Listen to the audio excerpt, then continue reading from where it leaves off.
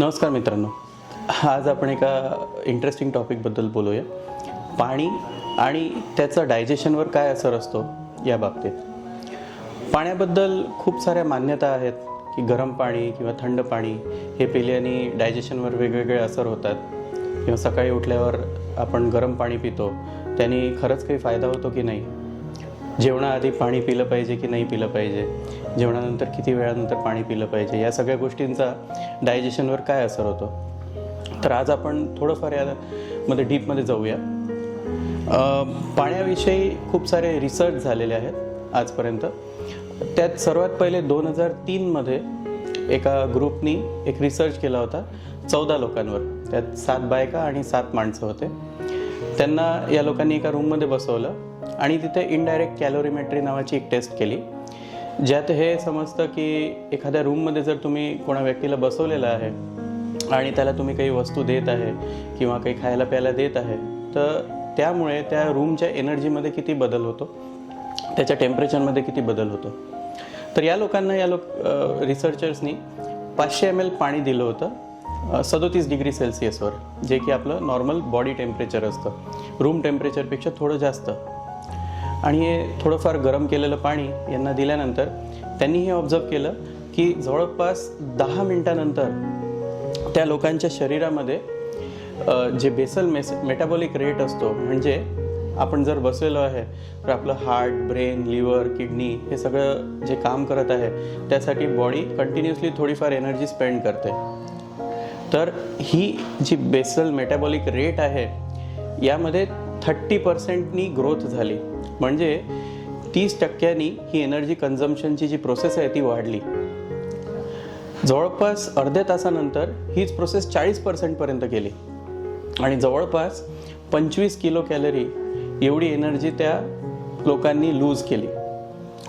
आपण जेव्हा जेवण करतो कार्बोहायड्रेट्स किंवा प्रोटीन्समधनं 1 ग्राममधनं आपल्याला 4 किलो कॅलरी एनर्जी भेटते, तेच फॅट्समधनं आपल्याला 9 किलो कॅलरी एनर्जी भेटते. या लोकांनी फक्त 500 ml पाणी पिल्याने अर्ध्या तासात 25 किलो कॅलरी लूज केली.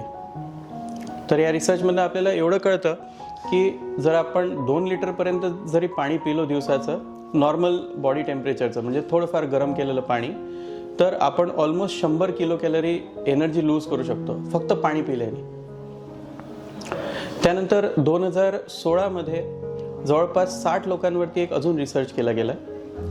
त्या लोकांना, हे सगळे ऑपरेटेड पेशंट होते, कोणत्या ना कोणत्या प्रकारची पोटाची सर्जरी त्या लोकांची झाली होती, आणि ऑपरेशनच्या 4 तासानंतर या लोकांना 200 ml गरम पाणी दिलं गेलं 37 डिग्री सेल्सिअस अगेन.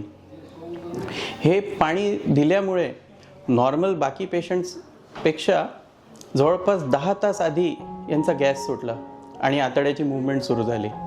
तर डेफिनेटली या रिसर्चमधनं आपल्याला हे कळलं की थोडंफार गरम केलेलं पाणी दिल्याने आपल्या आतड्याची मूवमेंट लवकर सुरू होते किंवा फास्ट होऊन जाते.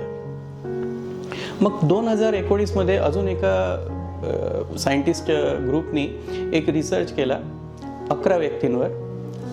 यामध्ये त्यांनी हे पाहिलं की वेगवेगळ्या टेम्परेचरचं पाणी दिल्याने आतड्याच्या मूवमेंटमध्ये आणि डायजेशनमध्ये काय फरक पडतो. तर सर्वात पहिले त्यांनी 2 किंवा 3 डिग्री सेल्सिअस एवढं थंड केलेलं पाणी लोकांना दिलं. त्यामुळे त्यांना हे समजलं की हे पाणी दिल्यावर लगेच पोटाच्या मूवमेंट कमी होऊन जातात आणि अन्नप्राशन केल्यानंतर पोट लवकर साफ नाही होत, अन्न तिथेच जमा राहतं आणि आतड्याची जी धक्का मारण्याची मूवमेंट आहे, ज्याला पेरिस्टॅल्सिस म्हणतो आम्ही आमच्या भाषेत, ती ॲक्टिव्हिटी कमी होऊन जाते. शिवाय त्यांना हे पण सापडलं की थंड पाणी पिल्यानंतर पुढच्या 4 किंवा 5 तासानंतर भूक तेवढी लागत नाही या लोकांना. प्लस एनर्जी इनटेक पण कमी होऊन जातो, नंबर ऑफ कॅलरीज ज्या शरीरात चालल्या ह्या कमी होऊन जातात आणि त्याची इच्छा पण कमी होऊन जाते. मग त्यांनीच 37 डिग्री सेल्सिअसवर पाणी दिलं. त्यात त्यांना हे समजलं की पोटाची मूवमेंट पण लवकर सुरू होते आणि एनर्जीचं कन्झम्पशन पण खूप चांगल्या प्रकारे होतं, म्हणजे डायजेशन सुधारतं आणि पोट पण लवकर साफ होतं. सर्वात शेवटी त्यांनी 60 डिग्री सेल्सिअस म्हणजे गरम केलेलं तापवलेलं पाणी या लोकांना दिलं आणि त्यामध्ये पण हे आढळलं की पोटाची मूवमेंट पण कमी होऊन जाते आणि पुन्हा 4-5 तासानंतर पेशंटला भूक पण नाही लागत. तर अल्टिमेटली हे सगळे रिसर्च जे आहेत थोडेफार कॉन्ट्रोवर्शियल आहेत, थोडेफार सगळ्यांच्या ज्या स्कूल ऑफ थॉट आहेत त्या वेगळ्या राहतील.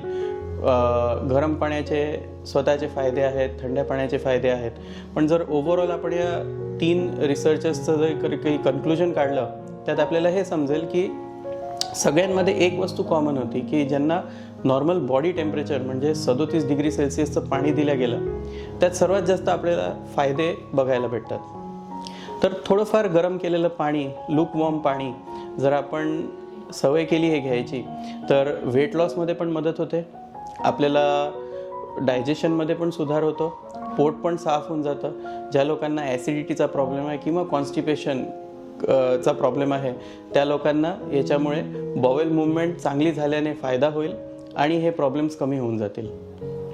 आणि अल्टिमेटली सर्वात मेन जे कन्क्लुजन आहे ते हे की दिवसाचं भरपूर पाणी प्यायचं. तुम्ही जेवढं पाणी प्याल तेवढं तुमचं एक्स्ट्रा कॅलरी इंटेक जे आहे ते बर्न होईल, वेट लॉस होईल आणि डायजेशन सुधरेल. धन्यवाद.